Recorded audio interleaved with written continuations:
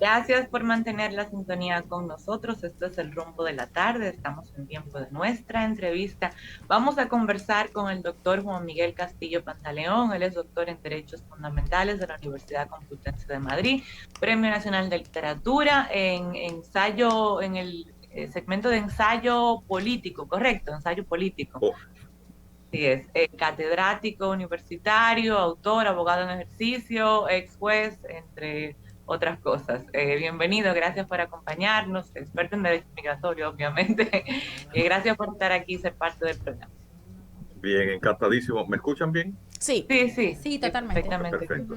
Muy bien. A El su tema, orden, muy honrado. el tema con el que arrancamos el programa es el mismo tema con el que queremos arrancar la entrevista, porque es un tema que salió hoy en los medios, pero que usted ha denunciado muchas veces antes, incluso en este mismo programa, en otras entrevistas que le hemos realizado, respecto a una práctica que han tenido empleados de la Junta Central Electoral y de oficialías del Estado Civil de suplantar identidad, de vender documentos eh, dominicanos a haitianos por hasta 100.000 pesos, hasta menos de 100.000 pesos, una barbaridad, eh, para que, bueno, ilegalmente, obviamente, vender cédula y vender documentos haitianos para que actúen como si fueran dominicanos en territorio del país. Entonces, hoy explota un caso en Santo Domingo Este, pero usted ha denunciado situaciones en otros lugares del país. Entonces, me gustaría que abunde un poquito sobre lo que explotó y las otras cosas que usted sabe y ha denunciado al respecto en otros lugares más. Sí, el fraude documentario es uno de los grandes desafíos que tiene el Estado Dominicano. Eh, Hace varias gestiones de la Junta Central Electoral, eh, siendo presidente de la Junta Central Electoral, incluso de manera provisional, antes de ser juez presidente de la Suprema Corte de Justicia, Subero Isa, dijo, ustedes son muy jóvenes, pero eso ha corrido mucha agua, que él, bajo el río, bajo el puente, el, la, el registro electoral prácticamente estaba, no tenía credibilidad, porque el sistema de registro civil de la identidad dominicana había resultado absolutamente comprometido. Las oficiales de Estado Civil, de hecho, cobraban los oficiales y las percepciones no ingresaban a la Junta. Pero luego eso se convirtió en un desastre tan grande. Eh,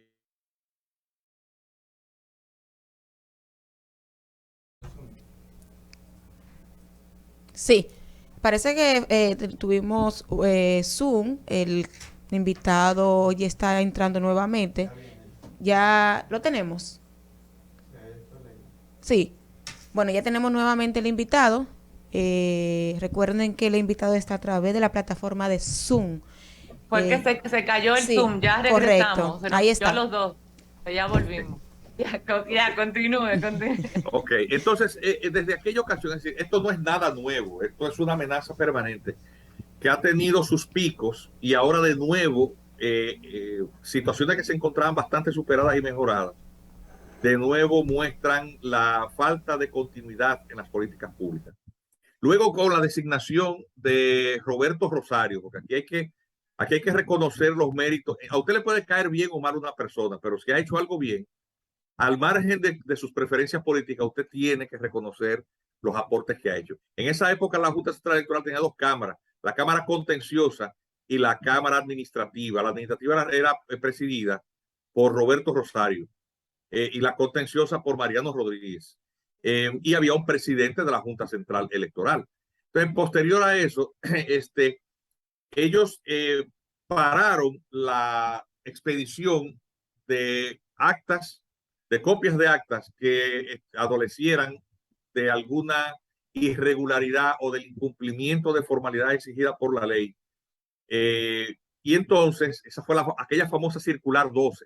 Ustedes se recuerdan, ustedes quizás no, pero tengo que recordar esto para que sepamos de dónde viene todo esto. Y entonces, eso produjo un sometimiento al país porque una cantidad de gente a la cual le habían asentado en los libros de Estado Civil sin derecho a la nacionalidad dominicana empezaron a reclamar.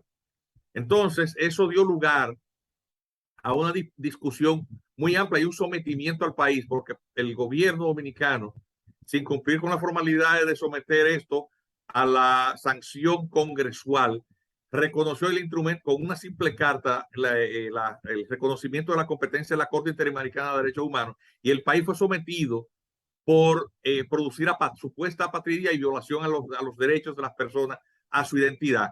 Y quienes demandaban eran estas personas de ONGs y clínicas de derechos humanos y muchas universidades extranjeras.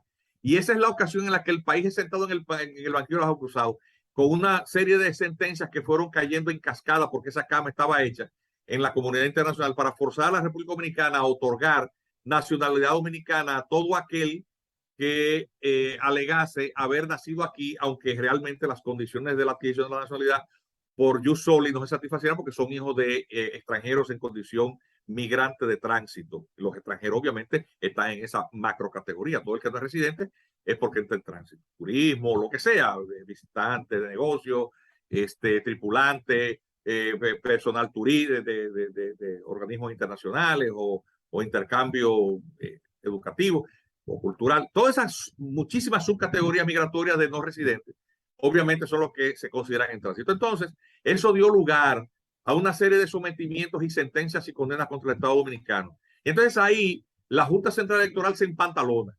¿Por qué? Porque como los que se está cuestionando es incluso su competencia de funciones establecidas por ley y reconocidas por la Constitución, que establece que este organismo es el que es el guardián del registro civil y quien tiene la custodia de la identidad dominicana. Entonces, se produce toda esta presión que culmina con otras condenas más, algunas de ellas en procesos muy vergonzantes, como es el caso de una audiencia en la cual se demostró que el peticionario era una persona que había falsificado documentos dominicanos, Winnet Yang, y se prevalía del nombre de un tal Ferreira, que él no conocía ni quién era su mamá, ni sus hermanos, ni nada. Todo el mundo recuerda eso. Entonces, a raíz de eso, pasaron una serie de cosas que fue la sentencia 163, 168-13, que estableció el criterio ya definitivo para convertir esto en un tema bizantino de los criterios constitucionales de la adquisición de la nacionalidad dominicana. Eso selló el tema de quiénes somos los dominicanos y una serie de pasos que el gobierno dominicano no había cumplido luego de la aprobación de la ley de migración del año 2004. Una serie de jurisprudencias posteriores en materia constitucional de la Suprema Corte de Justicia había interpretado los alcances constitucionales de las disposiciones migratorias referentes al tema del derecho a la nacionalidad y quienes son considerados personas en tránsito. Se había blindado de constitucionalidad con sentencias que ratificaban el alcance constitucional, la validez constitucional de esta ley, y gran parte de esas consideraciones de derecho sirvieron de insumo para la sentencia 168-13. Posteriormente, el Estado Dominicano también se pronunció en la jurisdicción constitucional, el Estado, un órgano del Estado de control constitucional, sobre la invalidez del instrumento de reconocimiento de la Corte Interamericana de Derechos Humanos, con lo que eso y otras jurisprudencias sellaron el tema de la supremacía constitucional en todos estos ámbitos. Entonces, ¿qué pasa? El tema de las mafias que debilitan el sistema de registro de la identidad es algo que viene desde muy viejo, pero que en esa gestión, que terminó costándole hasta la visa norteamericana a quien llegó a presidir esa Cámara Administrativa y luego la presidencia de la Junta, cuando fue separada la función contenciosa, creándose el Tribunal Superior Electoral. A Roberto Rosario. Claro, y la digitalización de todos los libros de acta del Estado Civil. Es decir, que usted puede ir a cualquier oficial de Estado Civil a pedir una copia escaneada, ya ni siquiera hay que certificarlas, o con un nivel de seguridad bastante amplio y una cédula de identidad, atención, que también tiene altos niveles de confiabilidad. La identidad dominicana, desde el punto de vista administrativo, que sufrió fue mejorada sustancialmente. Sin embargo, ciertas debilidades en el sistema de captación de la información, de la declaración, han continuado siendo explotadas por mafias que utilizan o aprovechan estas debilidades en el proceso para documentar gente de manera fraudulenta. Y entonces eso, la información del periódico de hoy, ya tenemos todo el contexto, tiene que ver con las mafias que asientan en los libros de actas del Estado Civil a hijos de inmigrantes haitianos. Y esos son mafias que cobran por esto sumas considerables. Eso también se mezcla con el tráfico de seres humanos.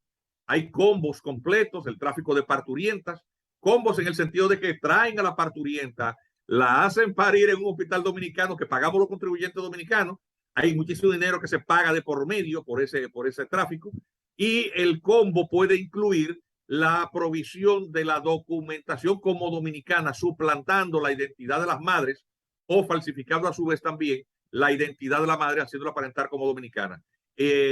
O la adquisición de la nacionalidad dominicana por jus sanguinis, pagándole a personas que prestan sus nombres para presentarse como supuestos padres de estos extranjeros nacidos en la República Dominicana. Eso se suma a muchísimas otras formas de fraude identitario que venía desde muy viejo en otras facetas. Por ejemplo, reducciones de edad para muchachos que iban a ser firmados como prospectos por tener mucho talento deportivo por equipos de las ligas mayores de los Estados Unidos. La embajada americana, de hecho, y la Major League Baseball tuvo que pagar investigadores para eso. Y está toda una mafia que yo he denunciado. Yo sometí hace unos años todo un expediente con prueba. El defensor del pueblo, incluso si fue un testigo de excepción, que abogados de la defensa del pueblo me acompañaron, y se designó una comisión en la Junta para verificar esta denuncia y lo llevamos a la Oficina de Estado Civil y les mostramos las debilidades en los libros en donde se asientan los nacimientos de las parturientas. ¿Quién paga la impresión de estos libros, que son organismos internacionales, en donde expresamente no se indica la nacionalidad de la madre ni el mayor dato para dar lugar en esas ambigüedades de poderse sustraer a la verdadera afiliación y poder adquirir de manera fraudulenta un vínculo con alguien que no es la madre del supuesto nacido ahí? Es decir, una cantidad de variantes. Y la última que denunciamos en el día de ayer, en la que denunciamos muy responsablemente una abogada, tiene que ver con temas de interés patrimonial civil, en donde aquí hay una verdadera mafia de abogados, con participación de personal, de abogados de la Junta, que se prestan a eso para temas de filiación, actas de matrimonio que se les cambia la fecha, creación de matrimonio fantasma sobre la base de reconstrucción de actas deterioradas y un sinnúmero de etcéteras y de variantes que se utilizan ahí. Nosotros, de hecho, un caso muy puntual lo denunciamos. Vamos a ver ahora lo que hace la Junta, pero a grandes rasgos se trata de todo eso, en amplitud y en detalle. Pero esas mafias operan específicamente en las oficialías de Estado Civil sin una protección o una sombrilla por encima de las oficialías, o sea, ellas operan a espaldas de todo el mundo, o hay algún tipo de connivencia. Hay de todo, hay de todo. Hace un mes y pico, por ejemplo, la oficial del Estado Civil de Asua, Mary González, una de las mejores oficiales de Estado Civil de este país. La mujer deben de dar una medalla. De hecho, un grupo de estos mafiosos, porque ya en la oficina donde está en Asua, ella ha sido un límite a estas tratativas, porque ellas, cuando van con declaraciones tardías, este tipo de cosas, interroga a la gente. ¿Usted es hijo de quién? ¿Y cómo se llaman sus hermanos? Y desde que un haitiano de esto empiezan a macujear, ella pone sus investigaciones. O sea, ella hace su trabajo. Bueno, pues la amenazaron de muerte. Estuvieron a punto de agredirla y hubo que, pues, de hecho, yo supe de la información y yo también, junto con otros muchos ciudadanos y gente de Asua, para proteger ese activo de la nación y del sistema registral de la República Dominicana, pusimos en conocimiento a los miembros titulares de la Junta, al presidente y a varios de los miembros titulares, de ese riesgo de su vida que tiene esta persona. Y al igual que en este asunto que salió en el periódico de hoy, se sometieron estas personas. Pues, estos estaban amenazando contra la vida del oficial de Estado Civil, que no se estaba prestando a eso. Es decir, hay muchísimos oficiales de Estado Civil muy serios, pero esto está arropando el país completo y la Junta Central Electoral tiene que dedicarle suma atención, porque solamente hay que ir a una sala civil o a un juzgado de primera instancia para ver la cantidad de roles de audiencia, de procesos, la mayoría de los cuales son por causas correctas, pero también dentro de esa marejada de procesos que se está llevando, de correcciones de actas y de otro tipo de cosas, se están colando verdaderos fraudes identitarios de toda especie. En este caso, por ejemplo, de ASUA, para entender un poco la actitud de la Junta Central Electoral frente al fraude identitario. En ese caso de ASUA, cuando usted y otros ciudadanos hicieron la denuncia en función de la información que recibieron, de lo que estaba pasando y de la amenaza de muerte contra la oficial, ¿cuál fue la respuesta de la Junta? No, en ese caso, la consultoría jurídica acompañó en el sometimiento, fueron sometidos, fueron dictados medidas de coerción contra las personas, están guardando prisión, porque estamos hablando de algo muy serio, estamos hablando de una agresión a la integridad y a la vida de una funcionaria pública que está cumpliendo con su deber. Es decir, hay un acompañamiento a la Junta, le asignaron una seguridad y una protección, porque imagínense, esos son funcionarios que tienen a su cargo la responsabilidad de la custodia de la identidad dominicana. Es decir, esos son la primera línea de defensa de la ciudadanía dominicana. Y esa gente, cuando termina de trabajar en la tarde, sale por ahí a montarse en su carro y cualquier delincuente de estos los agarra, cualquier sicario, y los agrede por un sueldito. Hay que saber lo que cuesta ser responsable y serio en este país. Y a la gente así hay que protegerla. Yo digo el caso de Mary González porque lo conozco, pero sé de otros muchos casos más que, bueno, que no he manejado tan directamente como este, porque en el caso de Mary, yo me privilegio en decir públicamente que ella es mi prima. Y ella, cuando supo el asunto, me llamó, primo, me está pasando esto. Bueno, pues vamos a ayudar la prima, y llamamos a la Junta, y bueno, se movilizó también la prensa allá en Asua. Pero no es un caso aislado. Eso está pasando en otras partes del país, pero no todo el mundo actúa con ese nivel de responsabilidad. Y ya estamos viendo lo que está pasando. Esto que sale en el periódico el día de hoy, primera plana, es exactamente todo lo contrario. Funcionarios de la Junta, porque eso mueve millones, Leila. O sea, 100,000 pesos. En 10 casos tú tienes 1 millón de pesos. Claro. Asentando 10 gente. Atención. Y muchos de estos defensores de los derechos, porque los únicos que tienen derecho parece que son los haitianos, dicen que están haciendo una labor humanitaria, es decir, un fraude identitario. Para ellos, una labor humanitaria. Ay, los pobres. Entonces, lógicamente, cuando pero eso es un crimen, falsedad en escritura pública, supresión de Estado, son crímenes. Cuando tú le suprimes la afiliación a alguien y le atribuyes una que no le corresponde, se llama supresión de Estado. Es un crimen contra la identidad de la persona.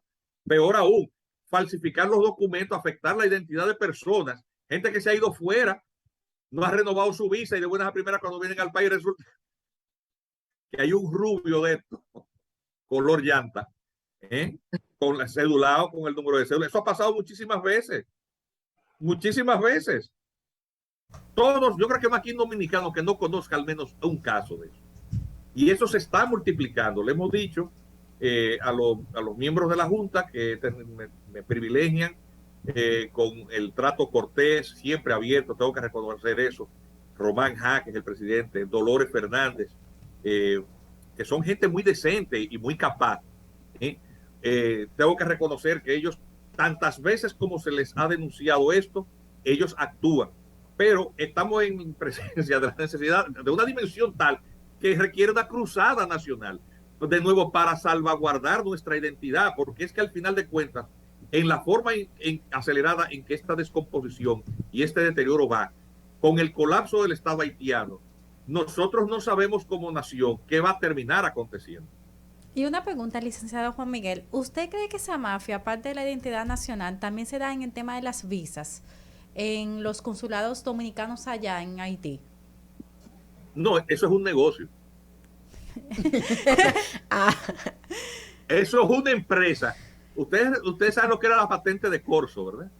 Sí, sí, sí. Las patentes de Corso era un sistema que se utilizaba cuando las guerras de las potencias coloniales, en los 1500, 1600, en donde las potencias adversarias a capitanes de flotas de navíos les reconocían autoridad para ejercer el corso, es decir, ejercer piratería, y de aquellos que despojasen a las naves de la potencia colonial adversaria, una parte de ello en regalías se le entregaba a la corona y el resto el pirata se quedaba con ellos.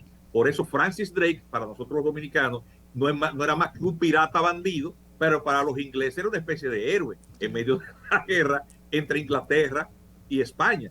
¿Qué es patente de corso? Es cuando la autoridad le permite a un particular pues ejercer este despojo, esta extorsión en connivencia con la autoridad, que son actos francamente de concusión tributaria a veces y de franco robo. Esos son casos de corrupción. En el caso de las posiciones consulares, son entregadas como parte del botín clientelar que el partido de gobierno retribuye a aquellos que le han apoyado.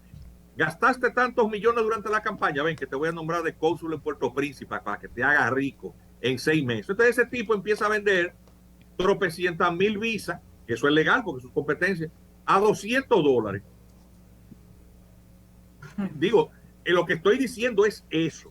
Eso es la descomposición del servicio consular tolerada o promovida desde el poder político. Y estamos en eso desde hace varios gobiernos. El actual no es la excepción.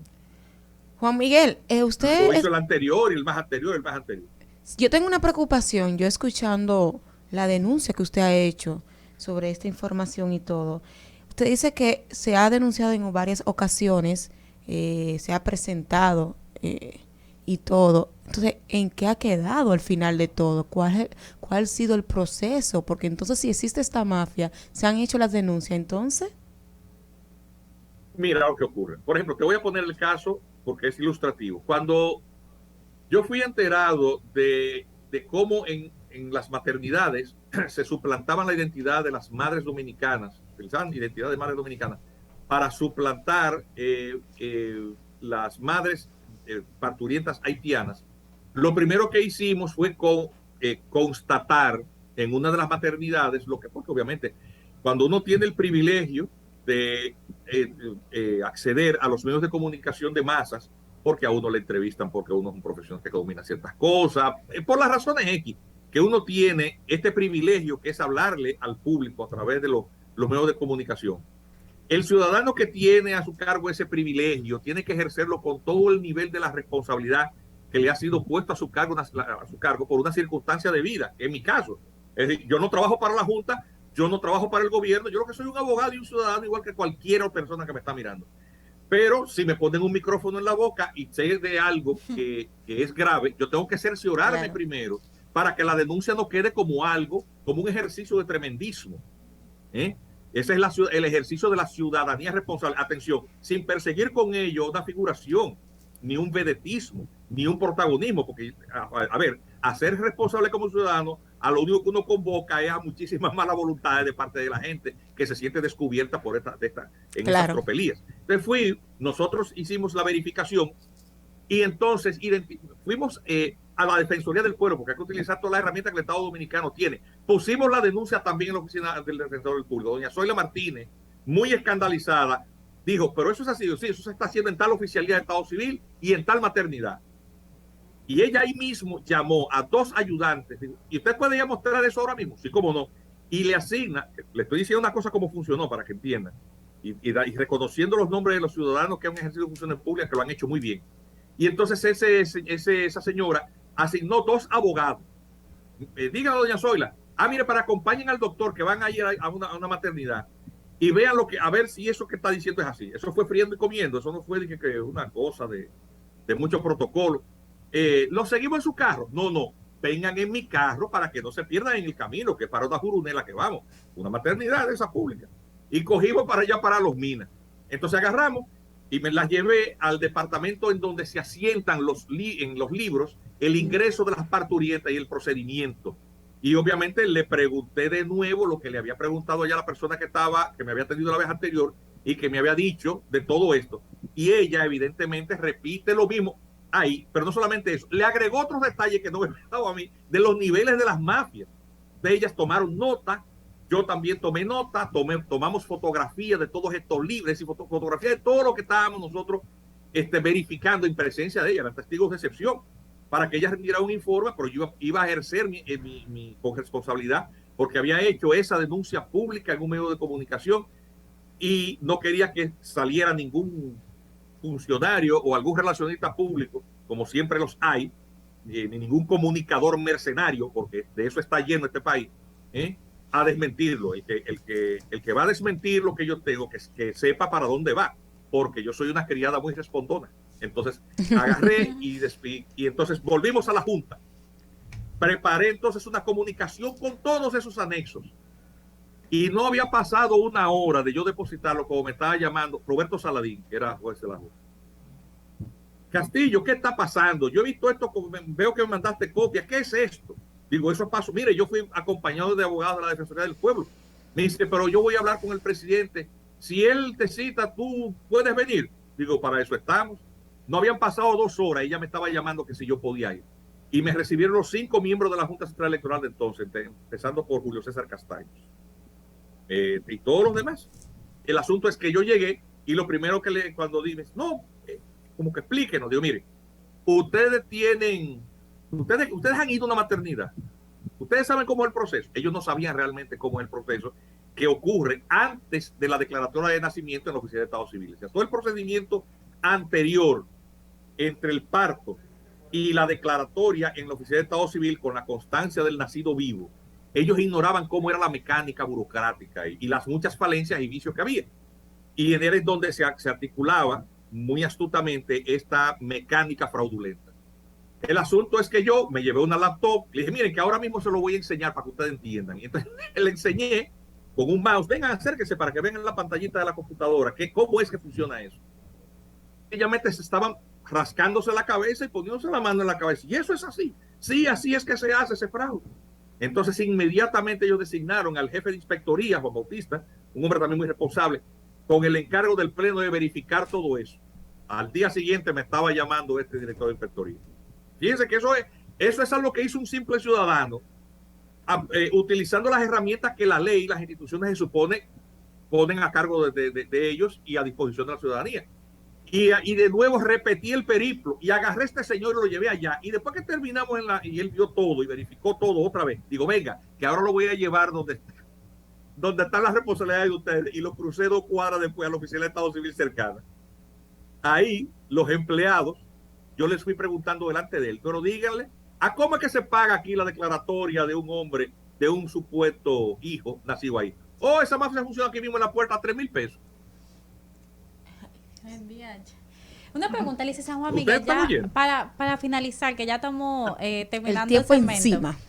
¿Usted cree que las funciones de la identidad de nacimiento que tiene la Junta Central Electoral debería de dividirse esa función?